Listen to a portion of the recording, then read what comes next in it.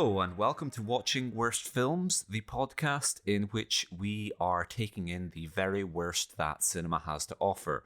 So, ordinarily, each week we're watching one of the Razzie Award winners for Worst Picture, but every fourth week we like to pause and do a special where we can cover a bad film which would otherwise be relatively unrecognised by Razzie history.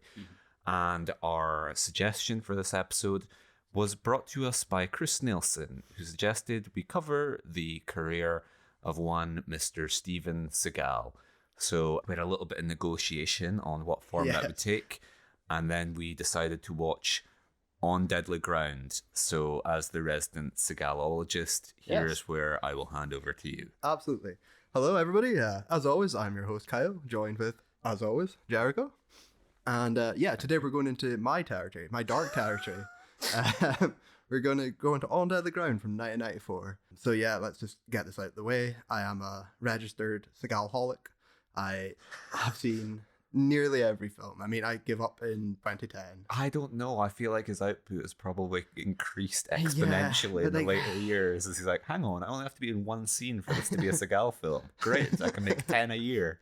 Okay, well, where Seagal is predominantly in the film, and that's including a lot to straight to DVD, not straight to video. That's the line for me. Straight to video, DVD's fine. It's when it's straight to streaming, dumped. That's a whole different line. But anyway, we're back in 1994. Again, we had to have a little discussion about this. So we're on Deadly Ground, which is Steven Seagal's directorial debut.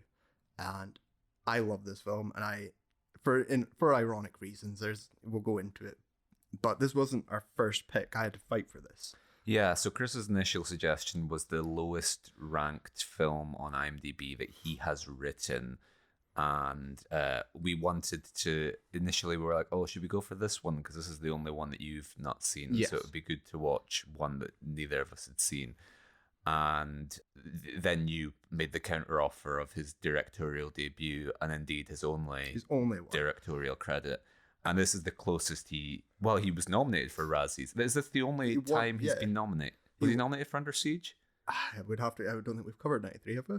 92, has Under Siege popped up? This did get nominated throughout the board. Yeah. Every category, I think, got nominated. One win, which we'll come to when we get to 1994's Razzies. Yeah. But, so when it came to the discussion of it, the ones written by Seagal, I strongly believe they're not eligible. They're, again, straight to video, straight to whatever. This is exactly what I think a Razzie winner should be. This is a vanity film. This is a big budget film. This is a career-ending film as well, which is just, it's got all those elements that I think this is like this is not the best Steven Seagal film. Like, this is not the worst Steven Seagal film, but it's the Seagaliest of Seagal films. This is that definitive look into his mind, into what he thinks and what he thinks a movie should be as well. So to see it from his vision behind the lens I adore it. You're right. With the later films, he just goes off to his playground in Russia, whereas this is probably meeting most of the criteria of this. The studio production, it has like a big budget, it has recognizable stars. Yeah. This is more the hubris side of the Razzies as opposed to a bunch of Belarusian film crew doing their best. And this is coming off Under Siege, which is his biggest film, his blockbuster film. This is what put him above action, a martial artist action star to a bona fide action star. A-lister. Hollywood A-lister. Well, this was the change from I don't need to do my Aikido karate anymore. I can be a Bruce Willis. I can be someone else. This was what was going to get him away from those initial first 4 or 5 films, which is his golden era, which is the stuff I adore. So it's like it's not always great, but it's the balance of it. So anyway, we watched this film on less than legal grounds. No, Cal. We watched your DVD copy of this. We watched one of your my signed 4K Blu-ray, your 20th anniversary edition. And when I actually think back, this might have been one of the few Seagal films I didn't own on DVD. Really? Okay. Just because I have seen it a lot. Yeah. It is burned, like, I can go through scenes by scene. I quote it, I think about it a lot.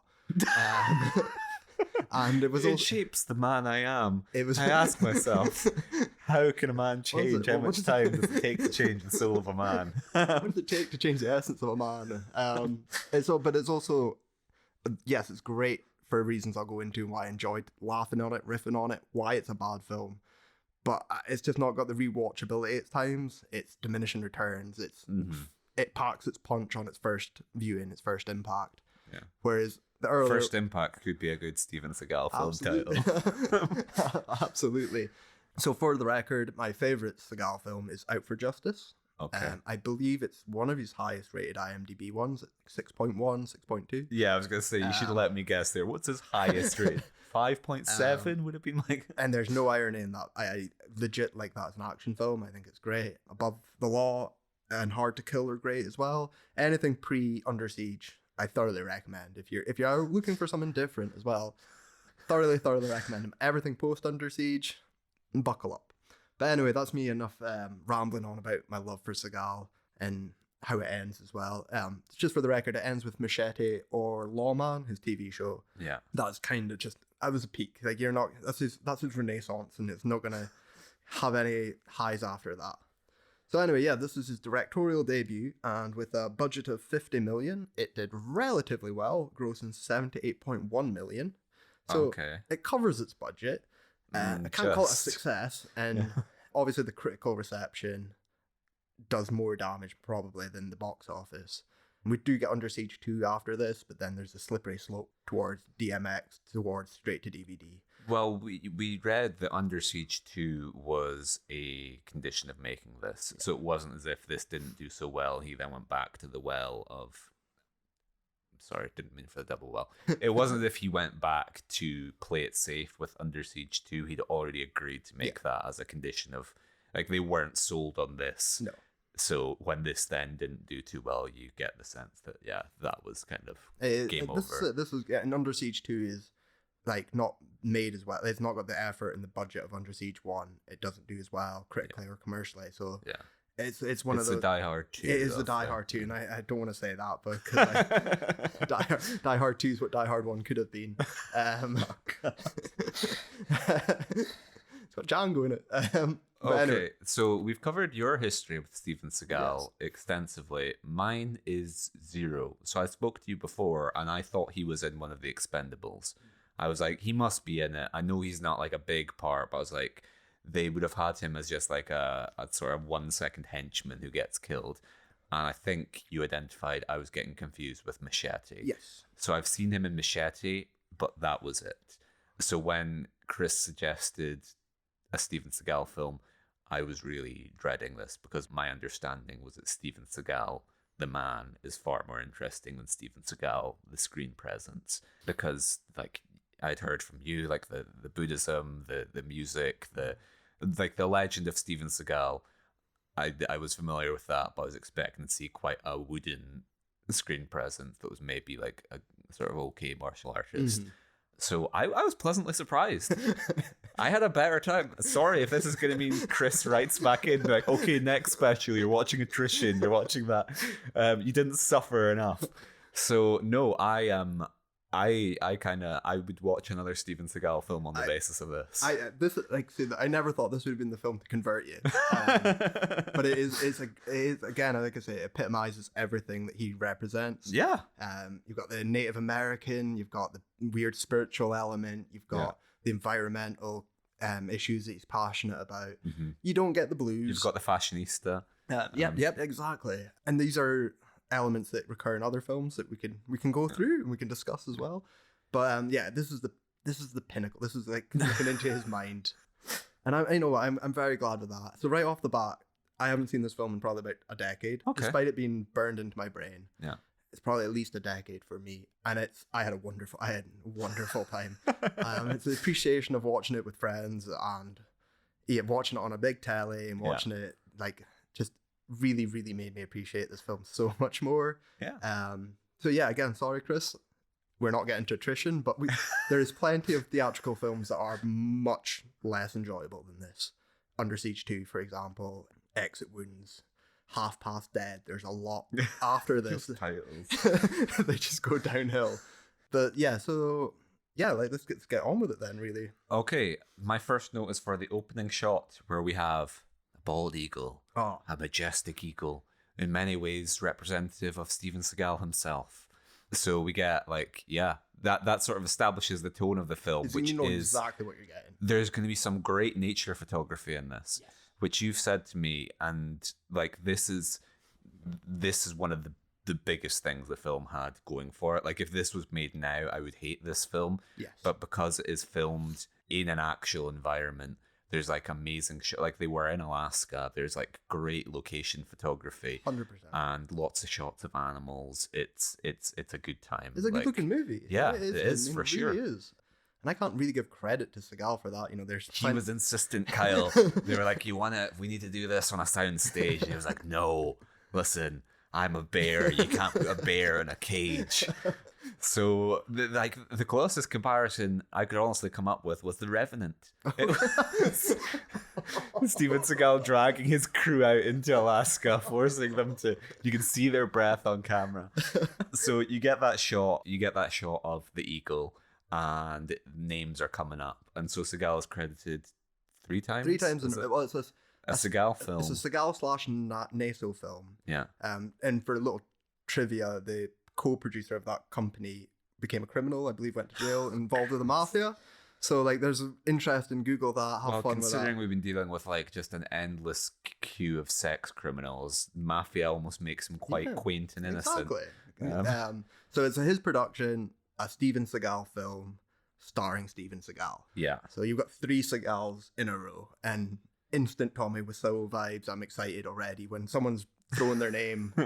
When a debut filmmaker is announcing themselves as a Steven Seagal film. Yes. And then we also get to see the cast as well, which is one of the biggest things I was pushing to try and swing you around on. Yeah.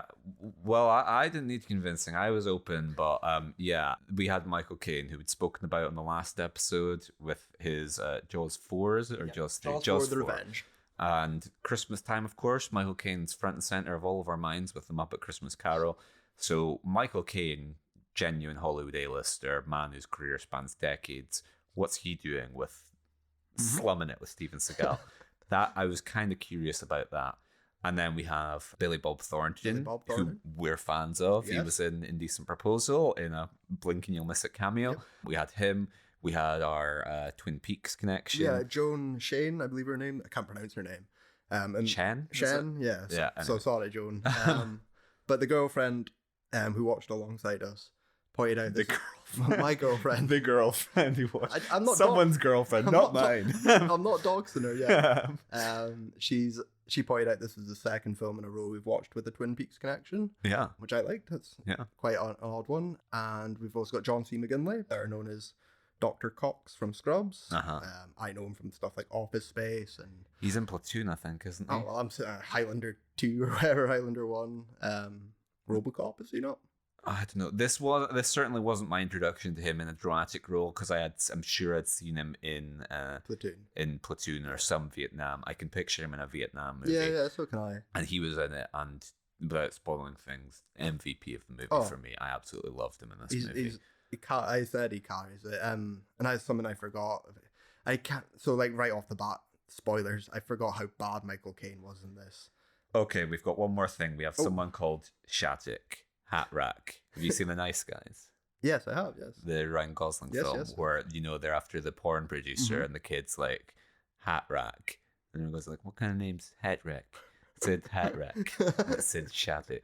Anyway, okay. That was my tangential note. It was nice, nice to see you thinking of the Nice Guys and not Licorice Pizza. And well, I was already, that's the testament to how much I enjoyed this film, is my brain is immediately like, okay, let's start building the escape route. What film are we going to be thinking about for the next hour and a half? And it's like, oh, Nice Guy. But no, my attention was focused on this film throughout the hour and a half. Yeah. So as you said, Michael Caine, he is atrocious in this film. Yes. The worst performance I have ever seen him give. Yes, and I did say there's a toss-up between this and Jaws, because he puts more effort into it. He has more fun in this. Yeah. He is terrible, but he's enjoying himself more than he is in Jaws. Well, reportedly he clashed with Steven Seagal. Well, he said in his autobiography that he didn't like filming in Alaska, but he got on okay with Seagal. He didn't get on, or he did get on with Seagal. So reportedly, he didn't get on with Seagal. He's denied this in his autobiography, saying that I didn't like Alaska, and On Deadly Ground is an apt title. but he claims to have had no problems with Seagal himself. Because Seagal is notoriously hard to get on with. Yeah. I was fascinated by he's in the worst episode of SNL ever when he's hosting, and he rewrote all the scripts to fit his way, and he refused to do things that made him look bad. And maybe Chris should suggest we watch the Seagal episode of SNL. Absolutely, watching worst television, WWT. But there's stories throughout, even in the later films, like he's not an easy man to get on. Before I was won round to his charms, I thought he was like an incredible poser. Like he spends half the time just sort of like mugging for the camera and like, I want to look cool. Like I'm gonna be blue stealing my way through this film. Yes. And so he strikes me as a very, very vain presence. Oh, absolutely. I think it's hard to be an action star and not be, though. Like Van Damme would be Arnie can laugh at himself. Yeah, Arnie can laugh at himself later. I don't think Hercules in New York. Okay, if you're going to use this as the high standard, Stallone can laugh at himself. There's jokes in Conan. Stallone can laugh at himself in the 90s. He's not laughing at himself in Cobra. I think Stallone has just by that point got used to being laughed at that he decided he may as well laugh along. That's a different thing. But yeah, so reportedly Michael Caine and Seagal didn't really get along, but Michael Caine is dreadful in this film. A large part of that is his accent. Mm-hmm. So this is a rare film. I honestly would struggle to point to another film in which Michael Caine is doing an accent. And the thing is, he doesn't. It's obviously it's gonna be an inconsistent accent, but there's scenes where he just gives up. There's one when he's on the phone, I think, when he just slips back in, and he just doesn't even try to put on an accent. It's almost like 2/3 Michael Caine, and then occasionally he'll pronounce an R or he'll do something that is just like. There is an effort being made here. It's just yeah. But the other part, if you take out how he sounds, performance is better. The other thing which makes this a weird Uncanny Valley type performance is he appears to be dressed as Paul Rubens, Pee Wee Herman. Yeah. So he's got like a grey suit and he's got suspiciously dyed black hair in a weird cut as well. That's what I said. Lego hair. It does look like it's stuck on. It's pasted onto his head. And I can't remember. Oh, you said it's the Rudy Giuliani. Well, yeah, Rudy Giuliani. It's going to drip down. And I thought, and maybe I was giving Seagal a bit too much credit when I was watching it through, but then a little bit of a new perspective. I kind of thought it would start leaking out like oil. Yeah. I was like, he's got that. It's the symbolism. Symbol, yeah, exactly. Yeah. But no. No, which I don't know, because like I was trying to fit this in with chronology of other Michael Caine performances I'd seen. This was post Muppet Christmas Carol. I was like, had they just not perfected hair dye for aging men at this point in time? Because like you can have grey or you can have unnaturally black. Those are your two choices. Because he looks weird and he sounds weird. Yeah. And it's just not like whenever he's listening, it's just like, I don't know, he's switched off. It's very much not a good performance from Michael Caine. So let's establish it for you, the listener. Steven Seagal plays Forrest Taft. Yeah. He is a firefighter who puts out he puts out fires, on oil rigs with explosions. Yeah. I don't know how that works, but I don't care. That's solid. People do that. Yeah, okay, well. Okay, firefighters start fires to put out fires. Fighting fire with fire is a thing. We open with him, he's smoking a Cheroot, like a long, thin cigar. Yeah. And there's a fire going on an oil rig. And he explodes it. Great explosion. Got you to quote that it was cool. Yeah. And it was. It genuinely is a good setup. It's a good introduction to the character as well. Like and you know what you're getting straight off the bat. Well, yeah, this is maybe perfectly represents my journey with the film. Was he like throws his like cigar and match to set off the explosion. And at first I was like, come on, you need a one-liner. You need something. You need an action hero quip. But then he just like stands with his back to the explosion. I was like, oh yeah, no, that's kind of cool. Well, it's something I've always thought about. Like, Seagal isn't a great one-liner. He's a great squinter. He has no sense of humor. No, not at all. But he's a great squinter. And, like that can look. And it's just what I'm saying in the earlier ones when he is a little bit more trim. Yeah. And the ponytail's a bit thicker, and he's younger, and he can move a lot more. Even by this point, like. He's not incredibly mobile. This is the turning point. This is definitely, you can pinpoint this. Under Siege's money is been spent and he's relaxed a lot, the early film, like Nico, Out for Justice, he's very active running, like moving, jumping about, doing stunts. He was a stunt coordinator and things. He knows what he's doing at times. And it's that physical presence of being a big, because he's a big guy, you know, he's tall and broad and things.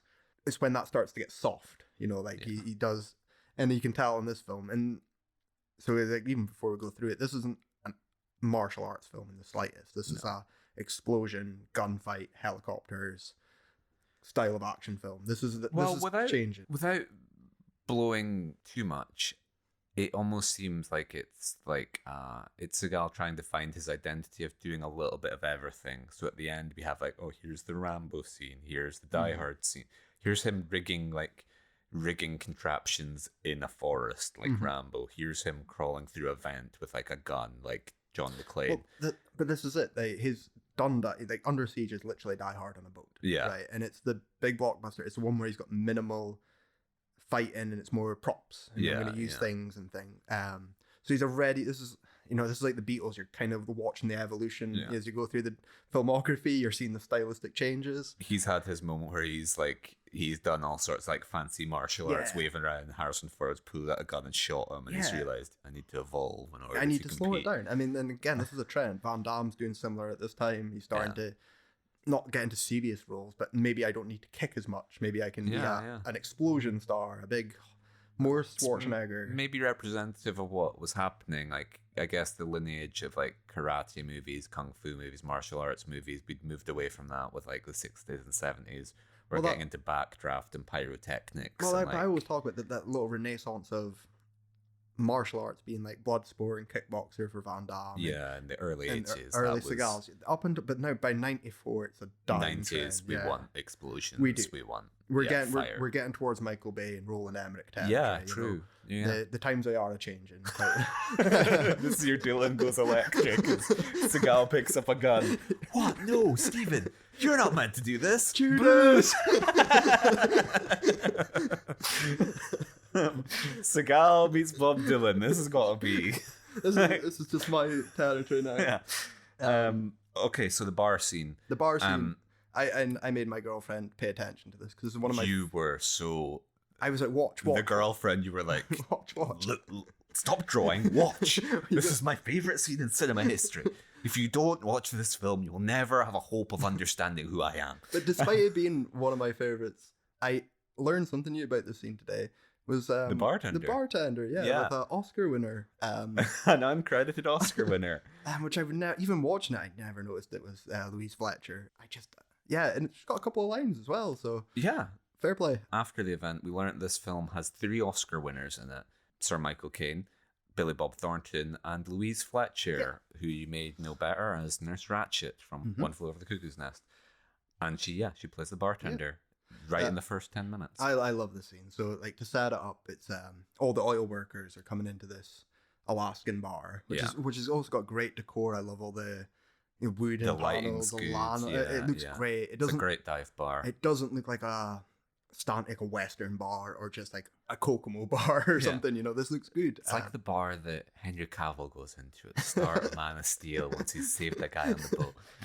So they're in a bar. Oil rig workers are being racist and horrible to a Native American. Well, this is the first moment where I kind of thought about Steven Seagal behind the camera directing this, because you have a man spewing a litany of racial epithets. Like he's reasonably light on the slurs. It's Geronimo and not. Yeah, they're not full on committing hate crime. It's like. So he's like, you welfare collecting. Yeah. Well, he does use a lot of slurs, actually, now that I think about it. He's like, you like yellow welfare collecting, like, what's it, the Dances with Wolves Dances with something, he does. Dances with welfare, I think it might have been. Yeah. You welfare collecting, ice welfare, like the dancing with welfare. Pocahontas. Yeah. And so he's spewing out racial insults, and every time he does one, Seagal cuts to the crowd reaction of like, he'll have the guy saying them, and then you'll cut to like a patron in the bar kind of ooh. And like various people, like families, people at the bar, and it's just very weird where I'm like, okay, this isn't like, it's like a pause. It's like a stand-up comedy gig cut into like a crowd shot as opposed to just No, absolutely, like yeah. it's a very oddly directed scene. But yeah, so he is insulting a First Nations man, and Seagal, he ain't gonna stand for that. Well, he takes it too far because he fake outs offering the native a drink, and then they all end up literally kicking his head in after a fake out, and that's when Seagal's like, Seagal's like, racism's okay, slurs are okay, but I draw the line of violence. Yeah. So let's deal with this with violence, and this is close to a classic old school Seagal. There's lots of wrist twisting, breaking, a lot of nut shots, glass windows. Well, this was very weirdly directed as well, because this is where there's judicial use of slow motion, and also there's like a punch in, like close up of whenever Seagal does something to a body part, we get a close up of just the body part. So you get like a close up of just the finger being bent back. You get a close up of just a man's groin as Seagal's hand enters the frame and punches them or whatever. And so it's, like I said to you, it was almost like, is this an instructional manual? Is this like, are we being trained to do this? Why is the scene directed in this way? And again, he can choreograph it. He knows how to do that, but the actual direction from behind the cameras, where he doesn't know how it he works, doesn't know it. Yeah, we zoom in to show it, and action scenes look good when you show things really slow, don't they? That's what people want. But this is the moment. So Seagal dispatches all the other oil rig workers and gets to the main one, Big Mike, I think his name is. Yeah. And this is what separates him from the Van Dammes, the Stallones, and the Schwarzeneggers. When you've got the henchman, when you're ready to fight this bully, you're expecting that. Arnie would give a good one-liner and then an uppercut. Stallone would same. Van Damme wouldn't even give a leg sweep. But Seagal says, no. Have you ever heard of the hand slapping game? Well, he's like, he insults his masculinity. He's like, you got no balls. Well, yeah. Or he could go Andrew Tate on him. Like, you got little balls. You got small dick energy. Big Mike keeps insinuating that he's gay. Yeah, he's Seagal like, you're a, what does he calls him? You're a flower? Cupcake. Cupcake. Cupcake. Go with it's your boyfriend and all this. Yeah. And that's why, I like this because Seagal's like, if you're such a big man, you've got the big balls. I genuinely do kind of like what it's going for. Yeah, he's like, come on, show me your masculinity then. If you're so masculine, you can beat me. Time. Yeah, you can beat me in this little hand slapping game, we don't have to do this if you're such a big man. Yeah, if I'm a fairy, you're going to play a fairy game with me, okay? And like, if I slap... played patty cake before? If I slap you, I get a free hit. If you slap me, you get a free hit. And then Big Mike's ball, I won't have my game. And he's like, yeah, afterwards, but I might be so battered, I might not be able to even play your game. So come on, I'm such a cupcake. You're the man with the big balls between your legs. Come on, show me your masculinity. And obviously Seagal wins convincingly with the... It's a weird because... Dismantling toxic masculinity, Big Mike progressive icon, Steven Seagal. Well, Big Mike never gets a go to slapping Seagal. Of course he doesn't. No, but I thought that's the point of the game. Like, I hit you and then it's your turn, Yeah, I did wonder at one point if Seagal was going to play with him a little bit more with, like, letting him hit it and then just he's gonna play with the punch. But it's sadistic, because I said to you, I was like, we're just like, there's a good reason that, like, when fighting civilians, action heroes normally just dispatch them instantly. Because we're just watching Seagal beat a man to a pulp while the man keeps, like, getting up and keeps trying to slap. Yep. And I was like, this is like watching, like, there's a good reason that you don't have your, like, your protagonist, your likable protagonist, commit torture on average people. It's one of the reasons Rodriguez wanted him to be a villain in Machete. Is when you look at these kind of films and you see the cold, dark eyes, the emotion, because he's squinting and he's emotionless, he can't do it. If you change the soundtrack here and don't show the context at the first, he is a villain here, It's wonderful. But then he asks a question that has stayed in my brain probably for about 20 years, and it's, what does it take to change the essence of a man? And Big Mike's, I don't know. I need time. I need time to change. So do I. And then you thought they were going to have a hug. I did. I was thinking a group's therapy session. Big Mike's in tears running down his broken nose. And already Seagal has he's spiritually saved. And they don't hug it out, but he does give him a pat on the shoulder. Well, it's his big man with his big manly balls, that's the way he wants it. And this is what's different. This is everything that any other, if this is why this is his vision. his directorial mind is what I like. This is what he would have put in the film. This isn't probably in the script. I really strongly believe this is Seagal. I'm going to use this method to stop violence. Well, a teachable moment. It's that's what we go for. Like that, a movie been and gone in 1 year out the other. But no, Seagal's going to give you something that will endure. Like, you pay the price of admission, and what do you get? A lifelong lesson. Absolutely. Like, I'm sure there were tons of people who were like, I was a racist homophobe until I saw On Deadly Ground. And Seagal changed my... Honestly, I was a racist homophobe until Seagal slapped the shit out of me. Okay, I'm not going to let you skip over this. So we discovered on the IMDb trivia that What Does It Take to Change the Soul of a Man is, in fact, lifted from an aftershave commercial with Kelly LeBrock. And it does say it was the same time, though. So I'm saying Kelly LeBrock. It takes a lot less time to shoot a commercial than it does a feature, let me tell you. I mean, if on Deadly Ground 2 we have, what is the best a man can get? Did the trivia tell you who directed that commercial? No. Mr. Steven Seagal. Smuggling his ideology out. Like, he directed the Gillette, like, the thing that, like, the notorious ad that conservatives hated, where, like, what is it? Like, a father teaches, like, their, like, trans son how to shave or whatever. You know that, like... Yeah. That was directed by Steven Seagal. Because I like those weird things. And what was Arnie's TV directorial thing again? I don't know if he did. I just knew he did all those weird ads in Japan, but I don't know if he... Cut that bit then. Okay. I'm sure he did. But yeah, anyway, continue. Okay, so this is where my notes kind of begin to fall off. So while Stephen is schooling bar patrons on how to be better human beings, Michael Caine is doing a weird commercial, and this gave me a bit Daniel Clamp energy from Gremlins 2. Okay. Michael Caine is like, he's like an oil exec, what is he? He's oil executive of Aegis Oil. Yeah, and so he's doing like a commercial where he's like, okay, listen up. The natural world is great, and there are these animals, and we've got to be nice to the natural world.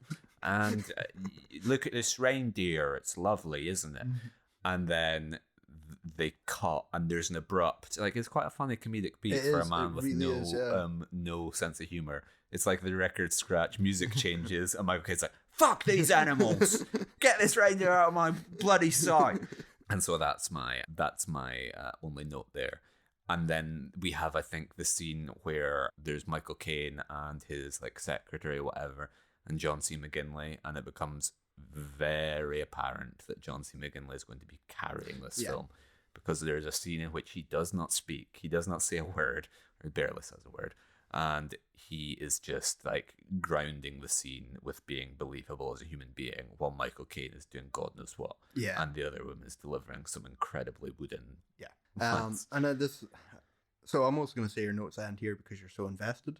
I was just watching the film. I was like, well, this is a film I enjoy. This isn't something that I'm comprehensively like you can't break it ripping apart. I'm not like, in Licorice Pizza, Gary Valentine says the word I, and this film also had the word I.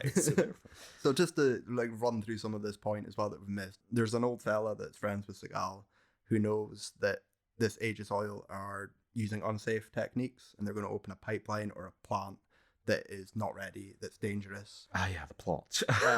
He has a disc with this information. He shares it with Seagal and John C. McGinley and Heavy. Okay, I have some notes for this scene. Okay, right. Well, this is my first scene when I knew John C. McGinley was really going to be Cardi in this film, because obviously it's Dr. Cox, so there's still only so much he can do in terms of being like a heavy henchman, but he is threatening enough. He delivers the line with conviction.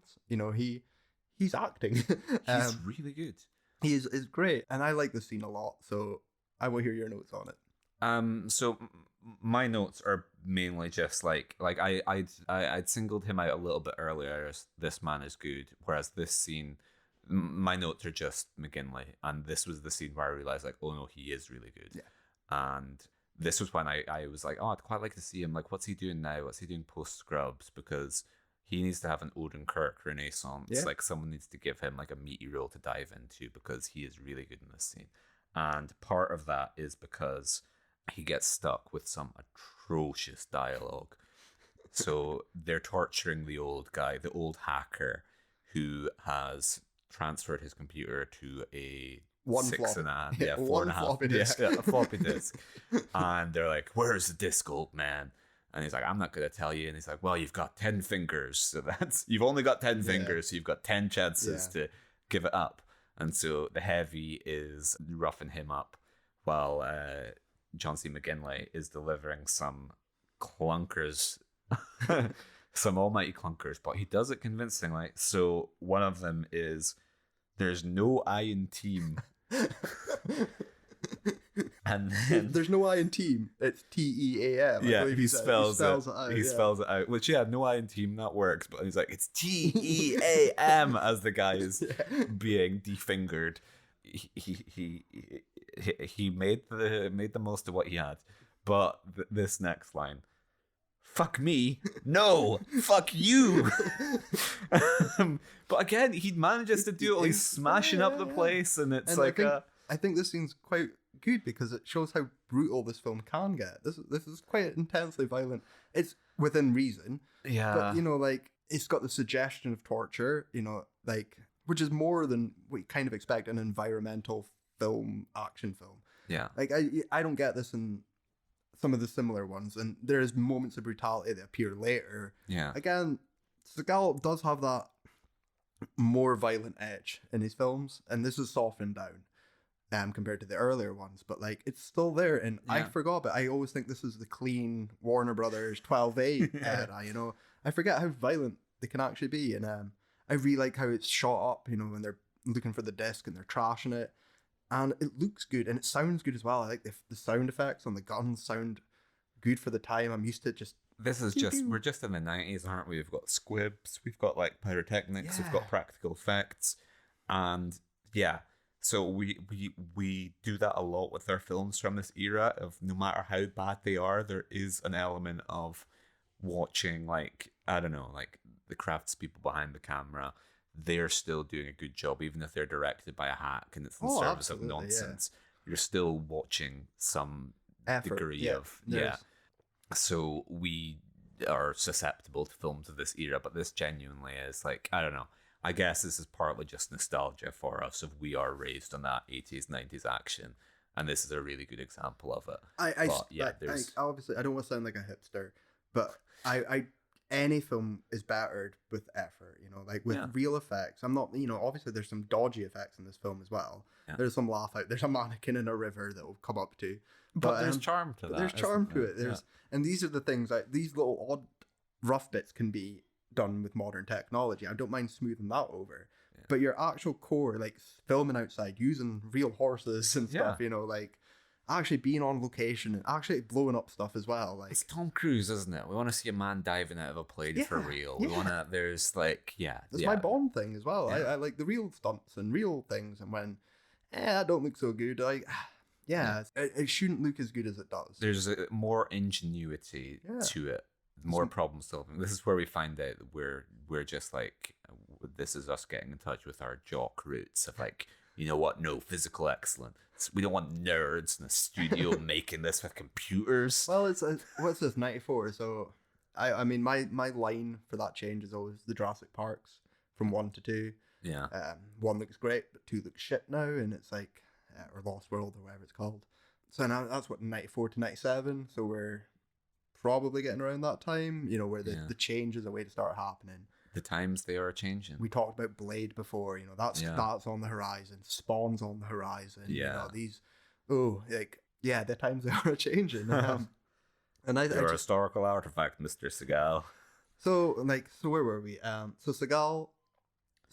Okay, well, we'll just talk a bit more about the dialogue. So John C. McGinley gets stuck with some god-awful dialogue in this scene, and the dialogue on the whole isn't great. Seagal delivering his monologues are probably some of the better lines. Yeah. But looking this up, we find out that writer of my beloved Dark Knight, David S. Goyer, apparently did uncredited work on Michael Caine's lines, which would make sense because Michael Caine, he is awful, but he doesn't have as clunky lines as "there's no I in team." No. It's TEAM.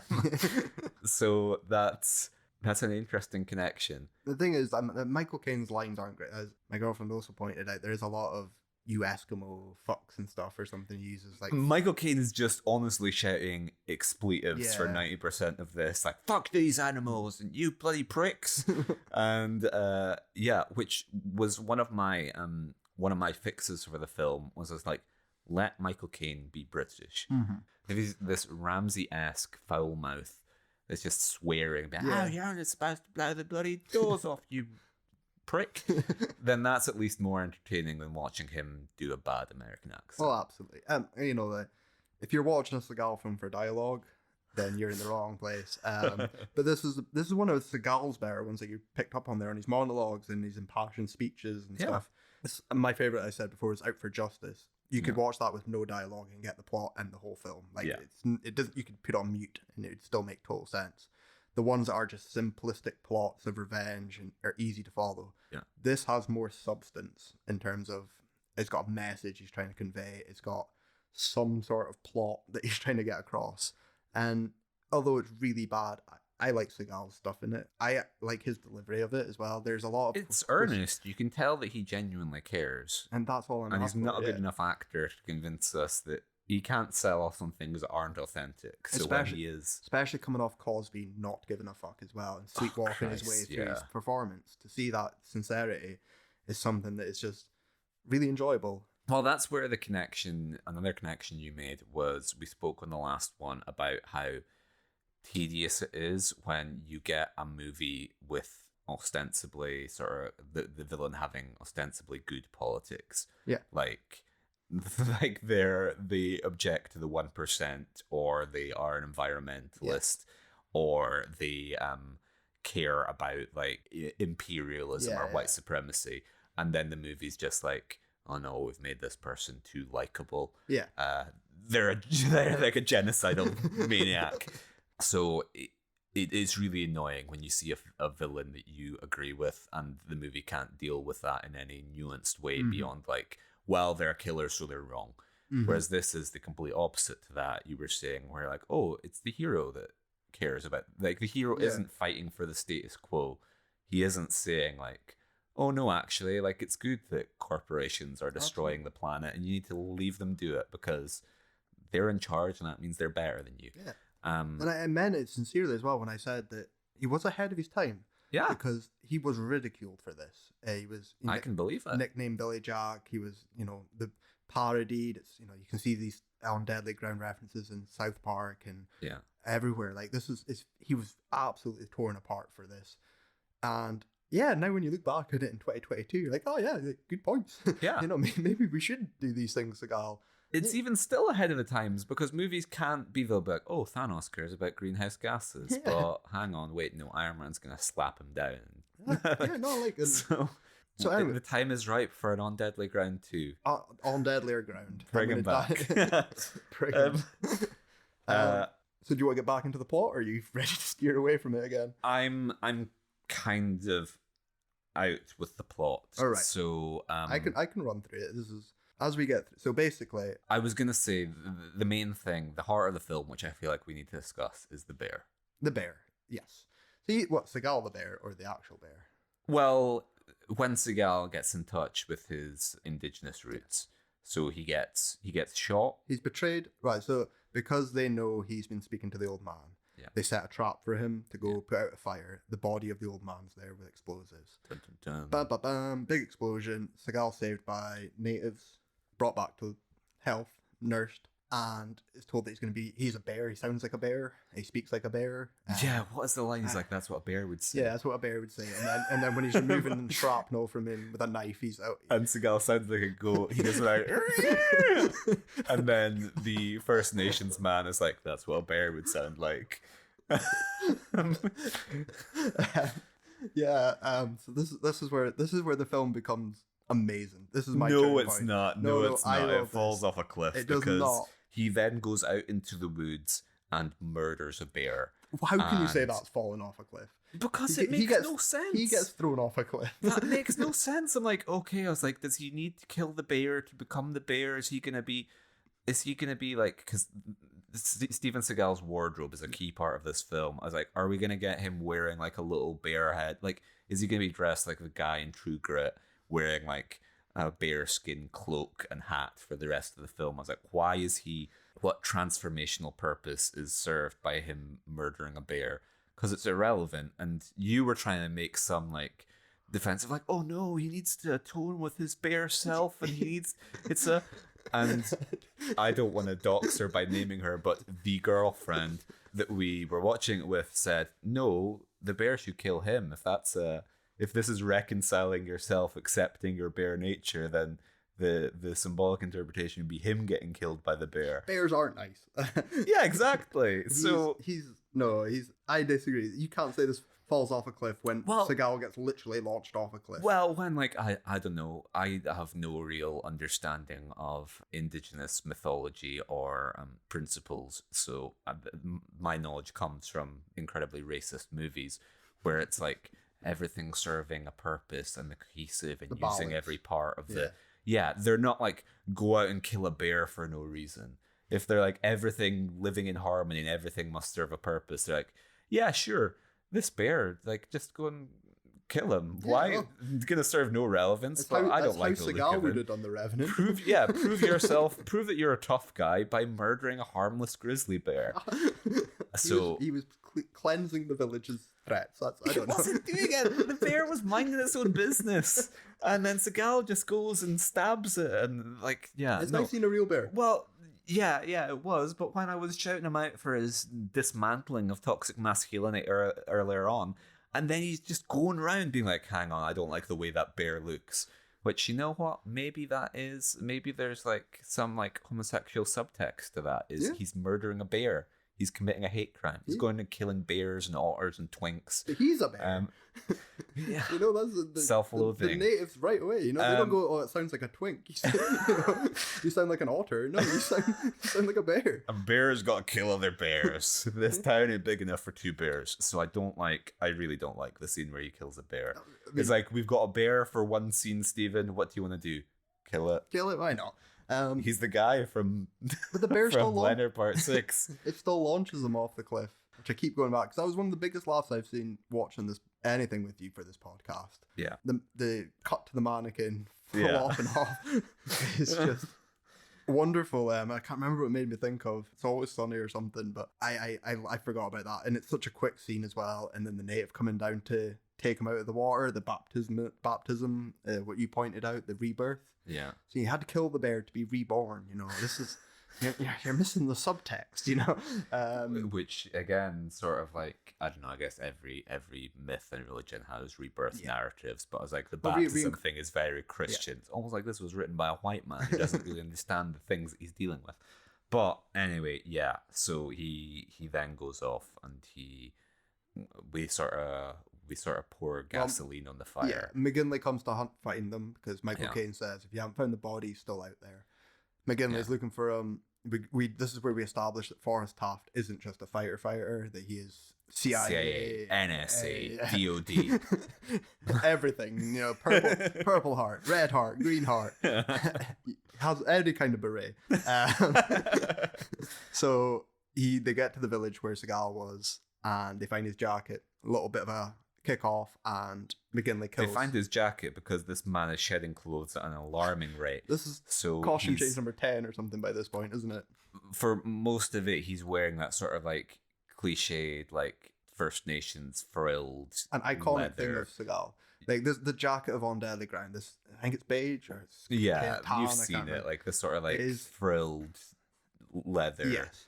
Became kind of synonymous with Seagal. Yeah. He never gets away from that frilly jacket. This becomes a part of him. And then he's wearing ponchos. He's wearing like frilly shirt. Like every time you see him, even within same scenes, he'll take his jacket off, put another jacket on. His hazard suit. He's got more costume changes than Madonna this film. And so of course that leads to them being like, hang on, wait, we found his jacket because he's there's just a trail of abandoned frilly jackets following to Seagal's location. And so the hunt begins. Knowing this man as a John Wick-esque legend, they bring in some mercenaries.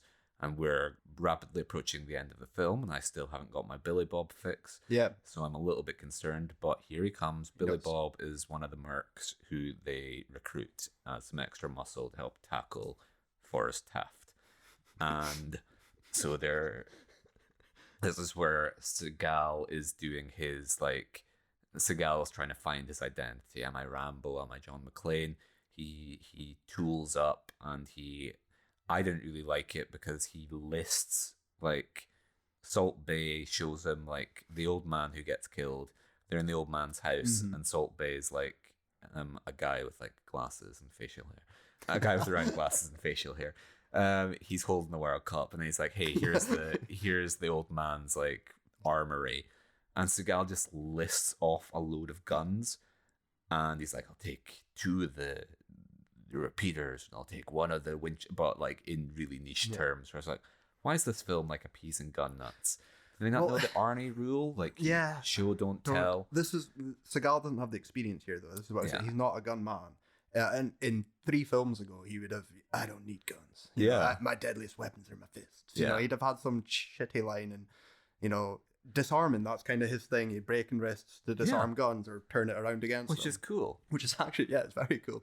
So this is always a disappointment when he's talking about guns. I don't know if this was him personally.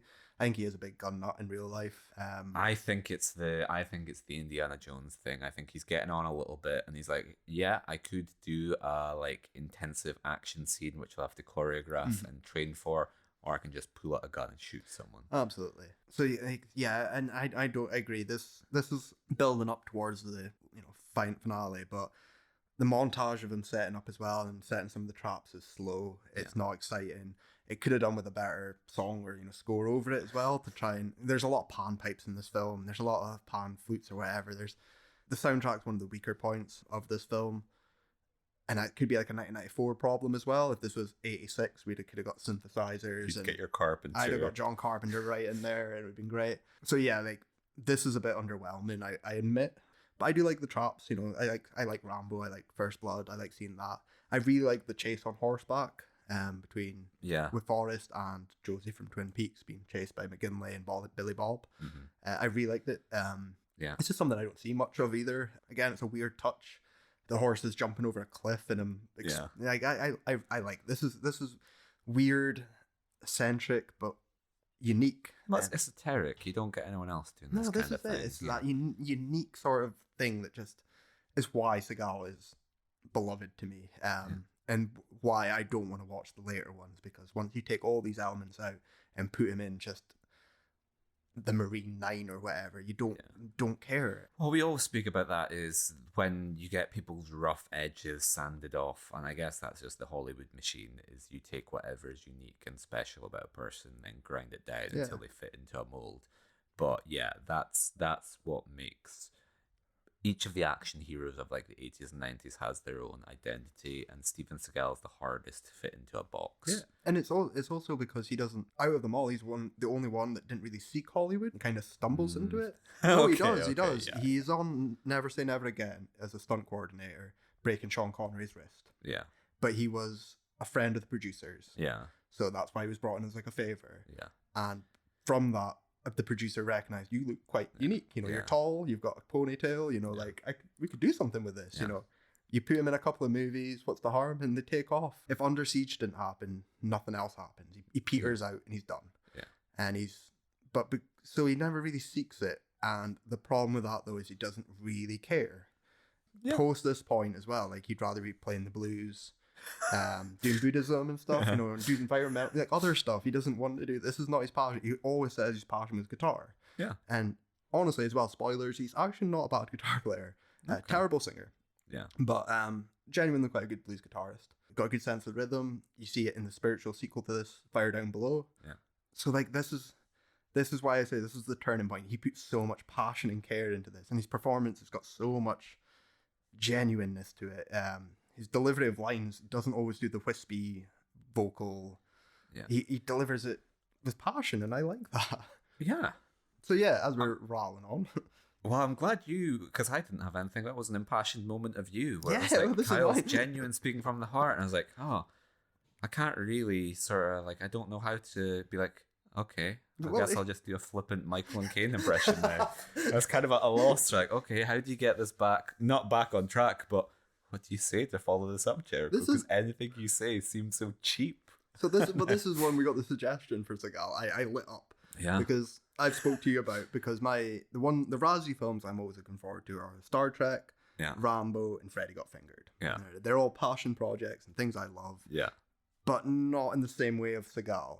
Seagal is this niche that even yourself, is just dismissed. No one, sure. no one dismisses Rambo or Star Trek or anything like that. No one understands, and you've almost got to like fight for it. Steven Seagal was a punchline. He was like the ponytail guy who just everyone laughed at, and now I realize like, oh, was he ridiculed because he had some important things to say about the environment, or he was preaching a message of peace and love through fists. So yeah, this was he's successfully changed my soul, that's for sure. That's good. And so we zipping through the finale. I'd said to you earlier on, probably after his second scene, I'm really looking forward to Steven Seagal killing Michael Caine. Yeah. And in that regard, great casting of the villain, because it's someone who you cannot wait to see disposed of. Oh, absolutely. And on the build up. So anyway, to leap ahead, Seagal gets to the oil rig. Yeah, and it's great. It's well lit. It's well shot. I like it's a good. Yeah. Even the exterior model looks so much better in the dark as you pointed out. Marvel. But I really like satisfying deaths as well for action. Yeah, John C. McGinley getting fed into a helicopter rotor. Heartbreaking. I want Seagal to give him a chance to be like, you know what does it take to change the essence? Exactly. Yeah. I wanted him to let him walk away, but no, alas, he feeds him into the helicopter blade. The secretary of Michael Caine gets a great death as well by crashing and trying to escape in the car. That's quite a funny scene, isn't it? When they're all like, Michael Caine's like, oh, this bloody prick is coming on his way to kill us all. And John C. McGinley is like, I don't get paid enough to deal with this, and he pieces out, and the secretary is like, oh god, and Michael Caine's like, I have to go and use the lav, John, the little girl's room, and everyone's just exiting in fear which is unique as well. You don't see this again, or even both our boys Stallone and Schwarzenegger. Commando doesn't get you know what, fuck this, like, I'm out. I don't know, I think that's been done in other films, but you're kind of like it, like especially at this point of the film as well, like but they still get their comeuppance. Making your villain a coward is an interesting act. Like the final act of like Hans Gruber being like, actually, you know what, I'm just going to run away. I'd rather not see John. Like, especially when you've got to, like, listen, he's killed like 40 other guys, you know what, fuck it, it's not worth it. The fact that none of them mounts a last stand, they are trying to run away, and Seagal murders and shoots them in the back is kind of interesting. So he feeds John C. McGinley into helicopter blades. The secretary kind of just gets killed incidentally because she's driving like a tanker to try and escape and hits something and gets blown up. And then Michael Caine gets caught, and he ties Michael Caine to like a chain and feeds him into some oil. Yeah, so it's a fitting death. Symbolic. I like it. I mean, obviously, because you're wanting maybe Caine to get a bit more wrist snappy, or like some Seagal kind of death. He's not worth it. But these dead creatures are going to poison your body like they poisoned your soul. Yeah, like they're poisoning the planet. I really like it. And then cue big explosion, and you're pretty much out of the film at this point. But then you're still, there's 10 minutes to go. Like, where can we go from here? Which leads to an infamous scene. Something that is parodied. This is, a lot of people turned on this. I know, so when I was very young, I was introduced to Seagal through my cousin. And when he recommended On Deadly Ground, he said, he pretty much just spoke about the last 10 minutes. Okay. He was obsessed with this part of it. He was just, this is what he said. It was like, it was different than no one would end. No one. Stallone and Schwarzenegger, no one would end on a environmental speech, lecturing every kind of... A call to arms. Yeah, a call to arms to the natives of Alaska with stock footage, which I thought was stock footage, but we've actually found out he shot as well, did he? No, it wasn't like it was shot for this. It wasn't like licensed footage. So that was again something new I've learned about this film, because I was so sure it was stock footage. Well, this wasn't like in desperation me trying to imagine a better film, but I was like, this is when we get Terrence Malick. You know how Terrence Malick was notorious for like grinding production to a halt because he'd be more interested in filming a butterfly passing by as actors, or like a bird flying. Yeah. And also Terrence Malick is notorious for shooting like hours and hours worth of footage and then cutting his actors out of it entirely. Seagal shot 40 minutes worth of footage, which he apparently wanted to have in the film. Yeah. Of incidental, like birds covered in oil and like oil slicks and seals and just like pollution and plastic and poisoning the seeds. And hearing that as well, like I couldn't imagine the speech being 40 minutes.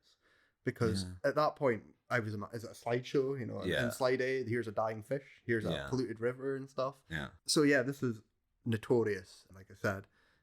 But again, I love it because it fits exactly what everything is. The message. It's that passion. It's really earnest. Well, I said to you, I was like, this is far more effective than Adam McKay's last two films, which are delivering a smug lecture where they're like, people would rather be on their phones than looking at the climate catastrophe, or like people would rather watch Fast and the Furious. Whereas as Seagal, there's no trying to be, he's not looking down on anyone. He's not lecturing. It's just an earnest, like, look, this is important. Yeah. This is like a wake up call. We should be doing something about this. Absolutely, yeah.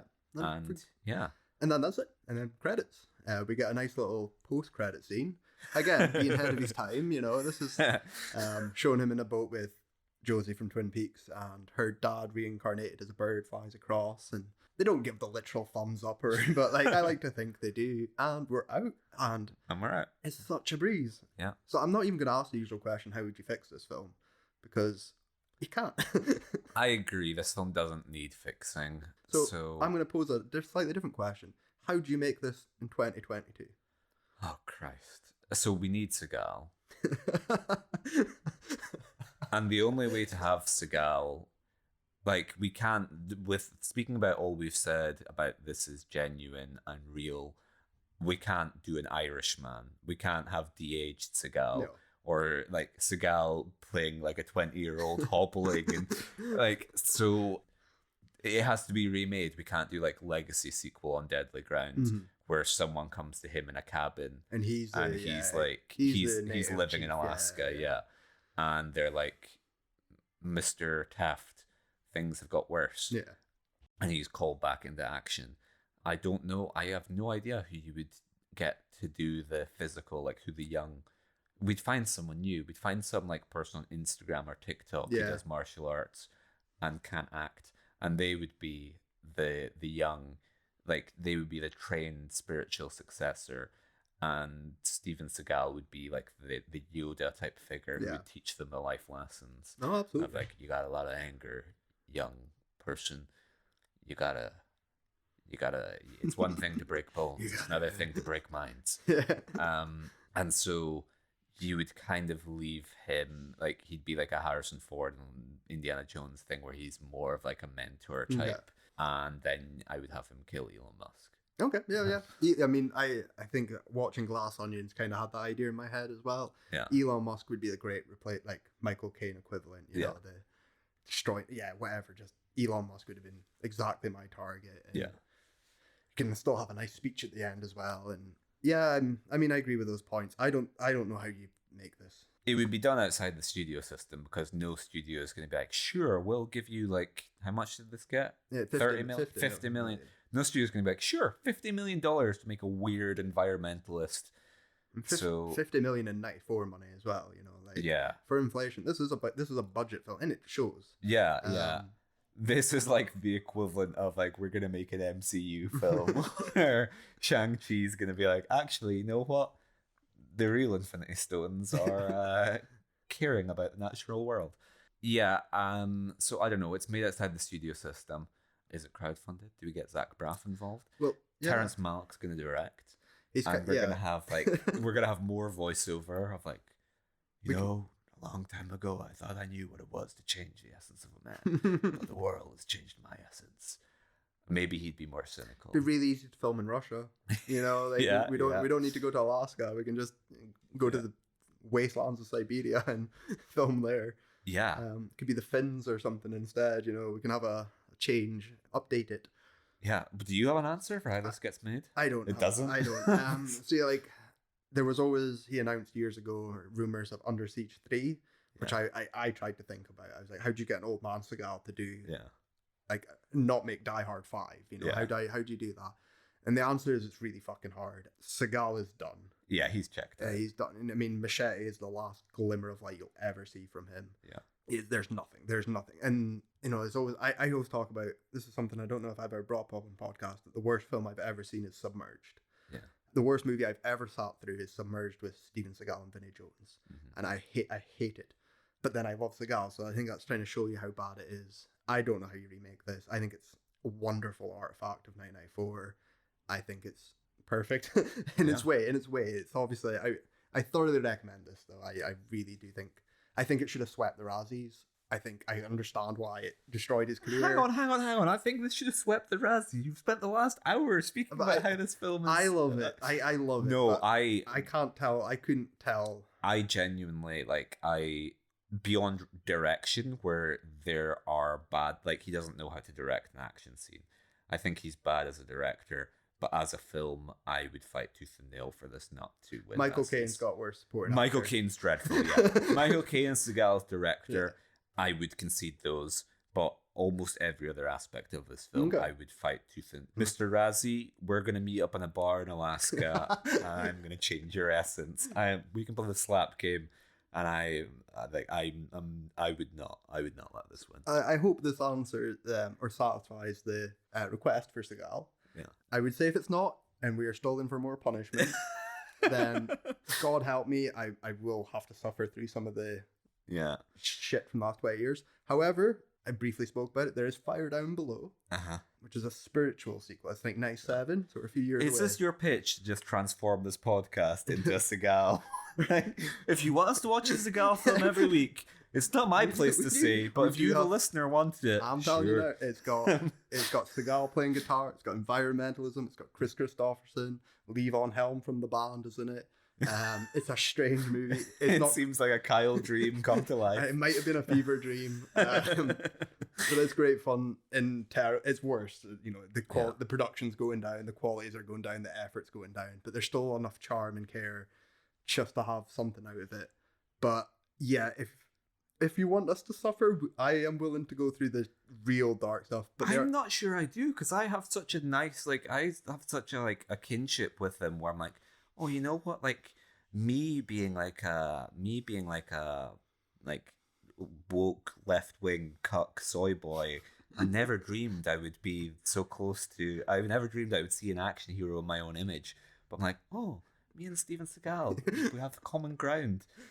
Whereas now that he's become now that he's become a just sort of disinterested fat guy who just wants to phone in and collect a pay. Now he's sold out his principles. I don't think I want to see that. And I don't want to. I mean, it's why I strongly fought against it. And thank you. Because it would have been miserable. It would have been absolute. And there's nothing worse than just... Attrition is a good title for us. Would wear me down. There's just not enough. I mean, there's lots of YouTube videos, and obviously all the modern Seagal films are clickbaits. Yeah. But they're not fun to watch, and they're not fun to talk about. Whereas classic Seagal is. So, yeah. And they're not Razzie eligible either. And that's what I'm standing against. This is why I'm fighting for... This is one of the Razzies to Razzies in terms of budget, weirdness. Imagine going to see this as well, after Under Siege would have been great. This is the closest he comes to Hollywood in the world of the Razzies before he goes off into exile in Russia. He's just kind of a non-entity as far as world cinema This is definitely the peak. This is definitely the peak. And so... But yeah, that's us. This isn't the end of our Seagal discussion, because next week we are going to be covering... Stop laughing, because I need a smooth edit point. Next week we're going to be covering 1994 and The Color of Night, which is one of the many erotic thrillers we have on our plate. But interestingly, 1994 is the year that this came out, so this film was nominated at the 1994 Razzies. Yeah, the runner-up. Yeah, and of course it was nominated for other categories, might have won some.